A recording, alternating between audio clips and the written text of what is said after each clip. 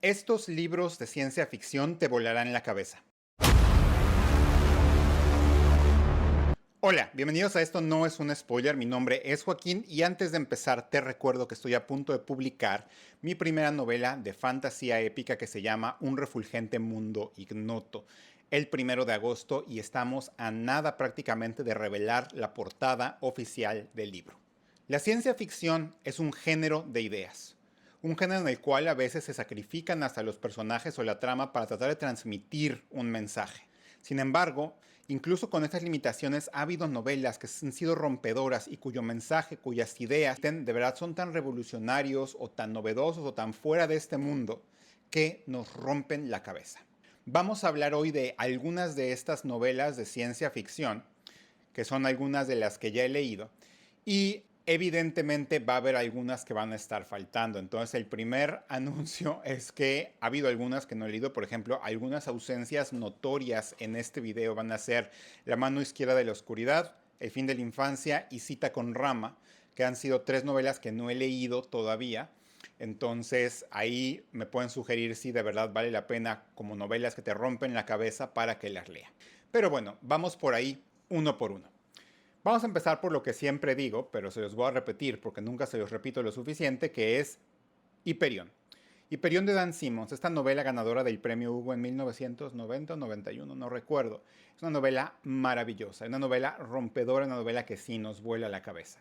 Es historia de los peregrinos que viajan hacia el planeta Hiperión para tratar de encontrar la verdad sobre el Alcaudón, misteriosa, inquietante y aterradora criatura que no solo empala a sus víctimas, sino que también tiene el poder de echar el tiempo para atrás. Es una novela muy polifónica, con muchos tonos, muchos mensajes y además una sinfonía, por así decirlo, de historias diferentes, desde las inquietantes hasta de misterio, hasta trágicas, de amor, hasta un drama familiar, hasta algo medio cómico, sardónico. Y las historias de estos peregrinos, de Bron Lemia, de Fedman Quesad, de Martin Sailinus, Sol Weintraub, el cónsul, son historias increíbles, con todo este marco de la peregrinación que nos recuerda a los cuentos de Canterbury, pero también tiene el mensaje de las obras de John Keats. Es increíble. Y si bien los conceptos rompedores creo que se develan más en la secuela, en La caída de Hiperión, yo creo que para empezar a dar una idea de por qué es tan revolucionaria desde el punto de vista físico-científico esta novela también de inteligencias artificiales y tiempo que va para atrás y demás, es una novela completamente imperdible. Vamos ahora a hablar de los clásicos y sí, una novela o 3 novelas que nos rompen la cabeza con sus ideas es obviamente la trilogía de la Fundación. La trilogía de Fundación es probablemente de estas obras en las cuales se sacrifica un poco a los personajes y no tanto la trama, pero sí los personajes en aras de una idea. Y esta idea es la psicohistoria, la idea de que se puede predecir el devenir de la civilización a partir de ciertas variables históricas, probablemente estaba muy de moda cuando Asimov la escribió. Esta novela científica de que se puede conocer prácticamente todo y hay muchos a los que esta idea de la psicohistoria no les gusta. Pero lo que es verdaderamente maravilloso de esta novela es ver a la Fundación cómo sobrevive de todas las amenazas que tiene encima, todas menos una, pero cómo al final la psicohistoria es la que triunfa. Entonces, esta novela es fundacional, es un pilar de este género, definitivamente. Esta novela y sus 2 secuelas. Y uno la debe leer. Definitivamente uno debe leer La Fundación, es cultura general, casi a este punto.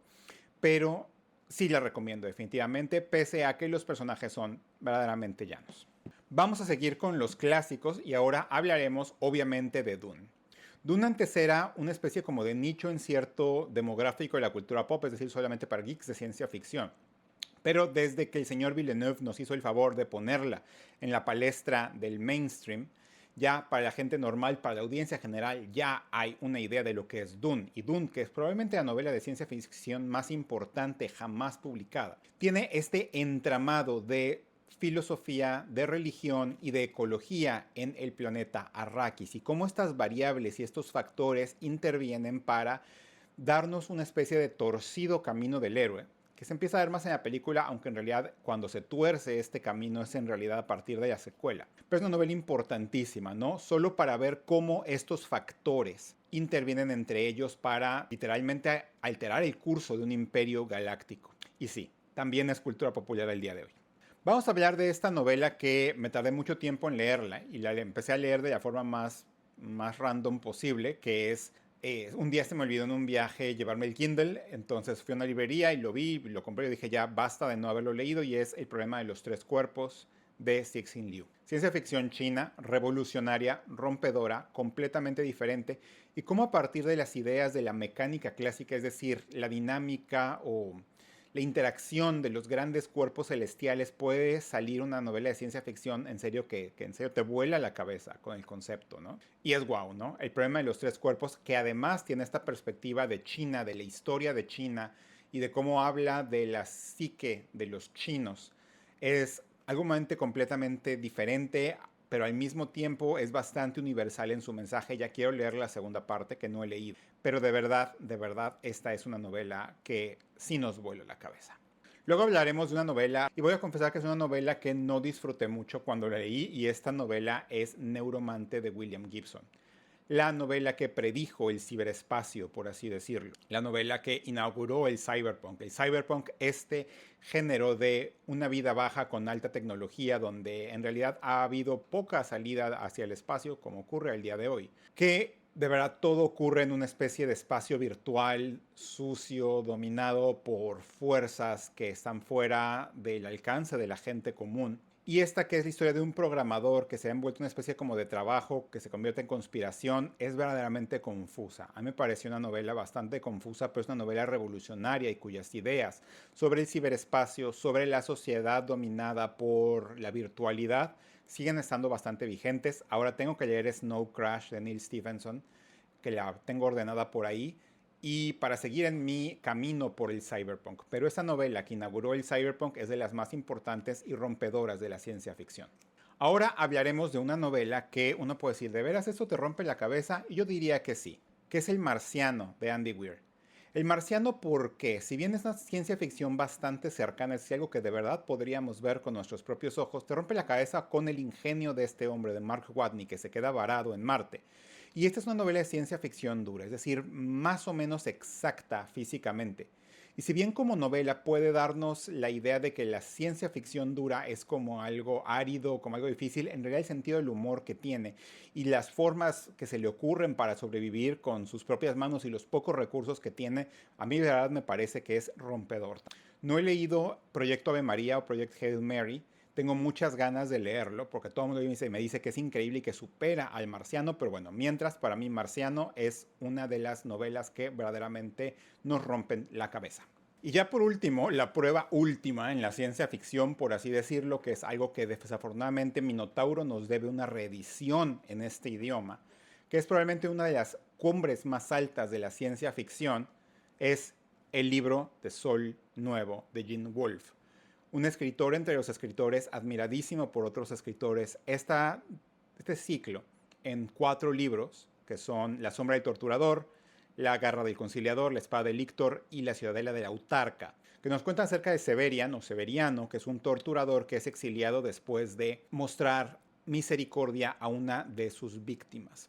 Y es una novela en sus 4 partes compleja, muy compleja, con muchos significados, uno de los narradores poco fiables más famosos de la literatura especulativa, que nos cuenta esta tierra que está muriendo, porque es una tierra moribunda después de miles de años en el futuro, donde el sol está muriendo, donde la luna ya es verde porque ya se ha podido terraformar la luna.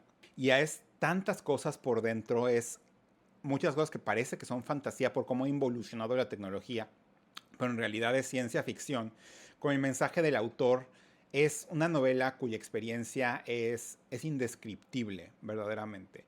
Y todo el mundo uno le recomiendan, o la lees con un amigo, o la lees con una guía, o la lees escuchando, o la lees 2 veces. El libro del Sol Nuevo es una de las cumbres, uno de los logros más altos en la ciencia ficción, que nos deben una reedición en español porque la tiene que conocer más gente. Es una novela bastante compleja, pero de verdad a nivel concepto y lo que significa y lo que nos dice Severian, con incluso guiños a Borges y a las ideas de Borges, de verdad nos vuelan la cabeza. Y es de lo más recomendado que tengo en la ciencia ficción. El libro del Sol Nuevo de Gene Wolfe. Y bien, cuéntenme ustedes cuáles son algunas de sus obras de ciencia ficción que consideran más rompedoras o revolucionarias o cuyas ideas verdaderamente nos revientan la cabeza de lo impactantes que son. ¿Cuáles me faltaron, además de las que mencioné que no he leído?